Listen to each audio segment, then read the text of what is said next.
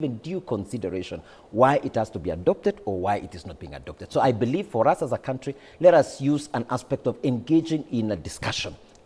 Going to the streets and destroying property and damaging property doesn't add any value. I want to still tell this to Kenyans. The people who will benefit through that are those bosses who are seated in those big hotels that you saw.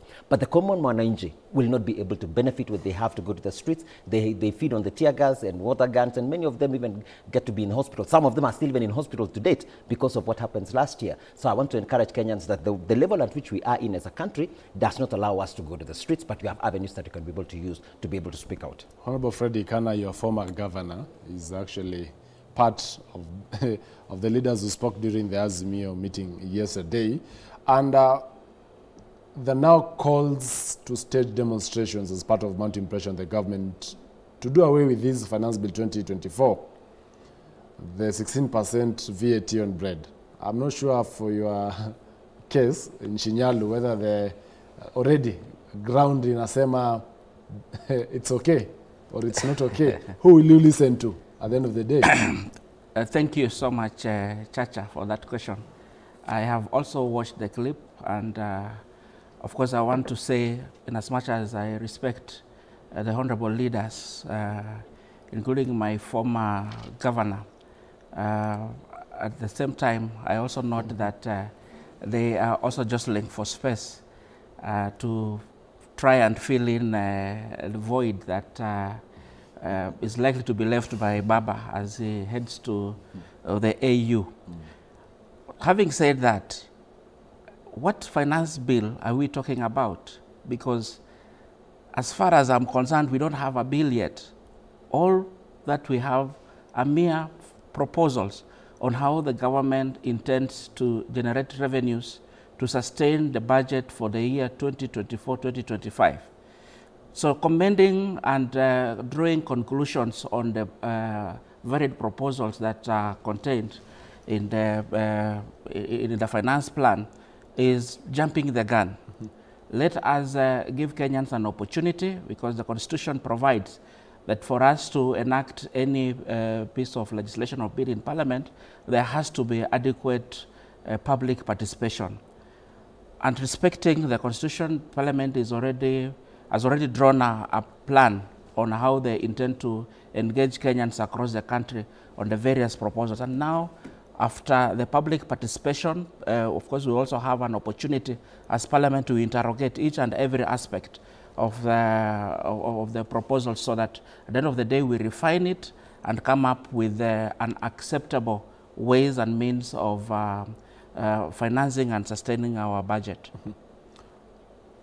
Honorable Kitur, you know, something that is now clear, especially in this particular Finance Bill 2024, the most contentious clauses are, first of all, the 16% VAT on bread, which I would want you to be on record in regards to it, so that the Nandi Hills voters can hear whether you're supporting it or not. Yes. At the same time, the 2.5% motor vehicle tax, which Azimio has stated that it's likely to raise the cost of transport. It will have a ripple effect, of course, to the economy, to the cost of even food. On those two items, first of all, let me start with the 16% VAT on bread. That, for the record, I will not support. Because I still feel the lowest, and the Kenyans on the lowest cadre who are surviving on less than $1 a day would really suffer incredibly. On that aspect, I think also I will give, there is also the position as the Member of Parliament for Nandi Hills. On that particular one, the 16% VAT on bread, I would say a big no. Despite being whipped by the party? I'll give my views about it, but when we are whipped, well, we have not voted for it. That's what I'm saying. When you get to vote? Let's get in there. I am in government, don't forget. But I will always speak my voice out, okay? But I'm in the government of the day. So whatever the government says, whatever, I support the president 100%. And when the president speaks... So who takes precedence? Between who? The voters and the president. I have said I will give my views as No, when it comes to voting, if that is brought today on this table, Chacha, and you have to vote. Those are assumptions that you are making. I am saying when it will get to the floor of the House, that will handle it as a, but as of now, I'm speaking, and as I said, this is a document that is being canvassed. And you know very well what my position is. I will always stand where the government is. But in as far as the issue of the 2.5% tax on the motor vehicle, this was a matter also that came up in the last finance bill, but it was shut down. That's why I'm saying there are discussions that are ongoing. This came up last time. It was not able to pick enough traction. It is now another proposal that has been brought on the table for a discussion. And this, as you know, that kind of a tax will be paid through the insurance. When you're paying the insurance, it's looped into it as a way that will be collected then. And there's a minimum of 5,000 to the maximum of 100,000. I agree. This is going to increase the cost of quite a number of things. You know, it will add into the cost of transport in our country, and that forms a major backbone of our economy, because the mobility, you know, contributes a lot in any factor of production within any economy. On to that also, I think it's an issue that we can also have a discussion. It may not necessarily be a 2.5%, but there must be a percentage around that. Because there must be a percentage. There has to be something around it. But already we are paying these in the fuel taxes that are there. But this was actually based on the CC of the vehicle. That's what I'm saying. It's a discussion that is coming up, and let's not forget also, we are looking at various avenues of collecting taxes. All right. Globally, this is actually also something that is being done across. So I think this is a matter that has just been introduced into a conversation. I still want to hear also the reactions from the various corners. But as it were, anything that brings in tax to Kenyans definitely will always have a sour taste in our mouths. Honorable Ikana, weigh in on the 2.5%, which also Azimio is insisting it's not supposed to be there. Because already, with the 4% premium that one is supposed to pay for the insurance, it, you know, kind of comes a bit difficult even to raise that amount. Some have to pay it in installments. This time round, you're making it 6.5% inclusive of the 2.5% motor vehicle tax. Okay, thank you, Chacha. I really want to sympathize with the government because, number one, they have a budget that needs to be funded. I also want to sympathize with many Kenyans who are feeling that they are being overtaxed. But at the same time, we need to get to a middle ground whereby we need to accept that if we want our roads upgraded, if we want our roads constructed, if we want utilities in each and every village in this country, we have to tighten up our belts and ensure that we are generating enough resources to fully implement those programs without necessarily going the expensive route of borrowing either domestically or offshore. On the matter of the 2.5% tax, it is still a mere proposal, as we have said. It's a matter that is undergoing rigorous debate at various levels, stakeholder engagement, including the other stage that we will have an opportunity in Parliament. My personal opinion is it's a good way of expanding our tax base, robbing in a little bit more people that have in one way or another not been contributing to our tax basket. But at the same time, we can relook at it such that we exclude commercial vehicles so that we don't really hurt that mwananchi that is struggling. And then number two, we can also ensure that we exclude the other commercial transport vehicles like trucks, etc., carrying goods from one place or another, so that we don't end up increasing the cost of transportation. But for the private car owners, including myself, if there's an opportunity for us to contribute towards sustaining our budget, why not? Including yourself. Including myself, yes. This particular tax will be against the net worth of a vehicle. Yes. And, for 100,000 to be the cap, how about let it to be free, so that when you own a motor vehicle worth 20 million Kenya shillings, then you pay even up to 300,000 Kenya shillings in terms of this tax. If at all, then you're supporting it, rather than those at the bottom of the pyramid will have to pay, of course, within the 5,000 to 100,000. But those who have expensive vehicles of maybe 40 million, 60 million, still paying the same amount with these hustlers, 100,000. No, I think it's just a way of not being too exorbitant, such that we have But levels. you applied the same on NHIF? Yes, we have a headroom between 5,000 to 100,000 shillings, so that those that have inexpensive vehicles can pay as little as 5,000 shillings. Is that not taking care of those, you know, at let's say at an advantage position in the society, including UMPs, because I believe your vehicles, when you calculate 2.5% of the vehicle you own, and you own, honorable member, it's more than 100,000. But yes, you're playing safe to ensure that the cap is 100,000. Do you feel there is a need to remove that? I really want to support my colleague here and say all of these are just mere proposals. How is this proposal then? It's a very good proposal. You remember even when we were talking about the NHIF thing also, it went through several changes and adjustments. You know, it was a consultative. We've never been in that space before, okay? So we are introducing a new tax. In fact, I like the direction in which Mheshimiwa Ekana has taken, and you see it's also, and it's a conversation we are just canvassing here, that look, we can actually still propose that let's have this only on private vehicles, so that it doesn't affect the cost of the common mwananchi, because when you do it on commercial, then it affects the cost of goods, the cost of transport of goods, the movement of people. So these are just mere proposals that are being put into the Finance Bill 2024, and it will come to be canvassed in various quarters. Even as you actually support having them on private vehicles, do we bear in mind that most Kenyans buy their vehicles using loans, and already their salaries are meager, taxes are being imposed, there is no additional, of course, wages to their salaries, and you're still coming and put forth the proposal to have 50,000 again from the same coffers. Is it fair to them? You know, I was sharing with my colleague and I was telling him, when Chacha takes you into a corner, you'll want to always box you and tighten you and lock you in there. Chacha, these are just proposals that are coming. And you make valid point. You make absolute valid arguments. Those are the discussions that needs to come on board. That is why I said this proposal had been fronted in the 2023-2024 Finance Bill. So it can be, let's say, when you've already completed paying your loans, then you can start paying this tax. Well, Chacha, let me put this matter into perspective and bring us to the present time, current real time.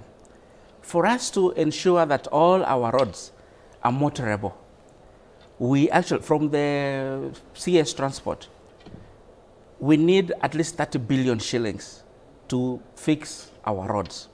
Would you rather buy a motor vehicle, spend an extra 50,000 shillings towards taxation, which ultimately will enable us fix our roads so that you're able to drive your car on a good road, or have a nice car, not pay the proposed tax, and have no road to drive your car on? So at the end of the day, what we should be discussing is not really... Honorable Ekana, we have the RML, the road maintenance levy, already considered in the fuel. It is not sufficient. Taxes that are there. It is not sufficient. Remember, we had a lot of pressure to increase that levy, but then we said we cannot afford to increase the cost of fuel. Then can we decide then, have fuel cheap and Kenyans contribute to this levy? Already the price of fuel is dropping. By only 1 shilling. 1 shilling, 100 times will be 100 shillings. By multiply effect. Let's not talk about President William Ruto. Categorically stating that Kenyans should brace themselves for tough times ahead. We are currently at 14% tax, of course, to the GDP. That's the ratio. By the end of this year, 16%. In fact, by the end of 2020, by the end of this term, it will be at 22%. It's this not confirming what Azimio has been decrying of heavy taxation. Yes. Listen, Chacha, when you go to developed economies, I had a chance to be in Europe just recently, and one of the things you notice is there are some countries that even the taxation, tax to GDP ratio is at about almost 50%. But the only difference in those particular countries is the utilization of those funds that have been collected from the wananchi, so to say. Because when you're able to provide probably, say, free medical health free transport to, you know, like the metro transport, when you're able to have very efficient transport systems, schools, school feeding programs, the ones that you're seeing right now, they are facing some budget cuts and such kind of things. But even as they face budget cuts, honorable member, the still, DP's office, 2.6 billion. When you talk about, you know, spending of these amounts. You've already diverted from what I really wanted to share out, because I knew that is where you are going and that's where you wanted to corner me on. But I wanted to say that, yes, a middle country like Kenya, ideally, in idealistic situation, should be at around 20% of the tax to GDP, ideally. And that's what the president is saying. He wants to push that particular point. Kenyans have no problem with that. But paying taxes. We need to address the issue of corruption and misuse of the public resources, because if these funds that are collected from the public could be used appropriately, then there would be no much complaint, because Kenyans would be able to see also value on the public facilities and infrastructure. And by use appropriately, People Daily this morning splashes of plans by the Deputy President to use 2.6 billion for luxury. In fact, to repair his current residence, Harambee Annex, purchase of cars, medals, honors, insignia, and even confidential expenditures. Is that proper use? Chacha, that is a statement, that is a title that the People Daily put in there. But just sometimes these are facts. Listen, just to look, you know, very nice for anybody to be able to buy that kind of magazine. But it's free. When you go to have greater viewership, you know, it's okay, free. Fine. I agree with you. But you see what happens. This is also a proposal that has come into Parliament, and I've also gone through. You know, when I saw it, you know, and I like the way you've really been propagating here to look as if there is so much money being splashed out there. I have decided to just go through one after the other. When you look at the item, you know, spread, and this is also interrogated by members of Parliament who sit and they ask for every budget line. You see, they are saying probably they need 800 million for the renovation. I've had the opportunity also to go to one of the offices of the Deputy President here in town. The lifts are not working. This is exactly what they are saying. You know, some of the repairs that needs to be done. And there are some that you could say this extravagant. Some of them are very critical. So when it's you look at the vehicles, to have 600 million to repair his current residence. It's already built, honorable member. That is what I'm saying. Today, if we go set up a house just from scratch with 600 million, are you sure it will not be equal to what is existing? I am not right an now? Architect, neither am I a quantity surveyor. But one thing that I do know, this has to go through the entire process of interrogation. When you talk about the issue of the vehicles, I've had an opportunity also to join the convoy sometimes of the Deputy President. And when you find the officers of the Deputy President all cramped up into one vehicle, what they are saying is 17 million for international news.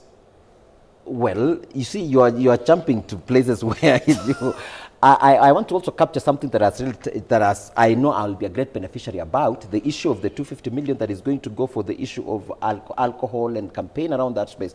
They are coming to my own constituency. What they've been doing in other counties is they come and pick the people who have had challenges on that space. They go through some training and they are given some. Not sure whether Honorable Ikana agrees with this. Even as we... It's sad that you're taking a particular position because you don't want to hear any reasonable discussion around it. You always want to pin down the government on this particular matter. 2.6 billion Kenya shillings at a time that President William Ruto is saying, let's push these taxes to 22% at the end of the day. But you end up spending on, you know, the likes of 17 million for international news, 205 million for entertainment. Really? Well, Chacha, as I said from the onset, I'm an ardent supporter of His Excellency the President William Ruto. And of course, I have got no doubt in my mind that he means very, very well for this country. And we all have got a responsibility to support him and his agenda. But on the same breath, I also have a responsibility as his ardent supporter to point out and name people who are out to spoil his good work or good intentions. Like, for example, this expense of 2.6 billion for the office of the Deputy President. I honestly, from my point of view, at this point in time, a lot of the items that have been put there are absolutely unnecessary at this point in time. They may be necessary at some point, but not at this point in time when we are grappling with a budget that we are unable to fully fund, when we have floods affecting many, many Kenyans, when we have so many people who have been displaced in all corners of this country. Well, so let us learn to live within our means. Let us relook at the numbers. Let us rationalize that figure from 2.6 billion to at least a figure that is manageable. If we were spending hundreds of millions to renovate the State House, I will understand, because the State House is the symbol of national unity. Number two, that is where we host 600 million for Karen. That is where we host all our international dignitaries and so forth. At that but juncture, 600 million for Karen, I think it's a bit exaggerated. At that juncture, we'll take a short commercial break. I'll be back, of course, with more sampling, also some of the feedback from Kenyans. Keep them streaming in via social media platforms at K24 TV, at Joel Chacha, as well on SMS and WhatsApp numbers on the bottom of their screens. When we come back, we'll be still focusing on this as a conversation, and as well that of the one man, one vote, 1 shilling. We'll be back. Stay tuned.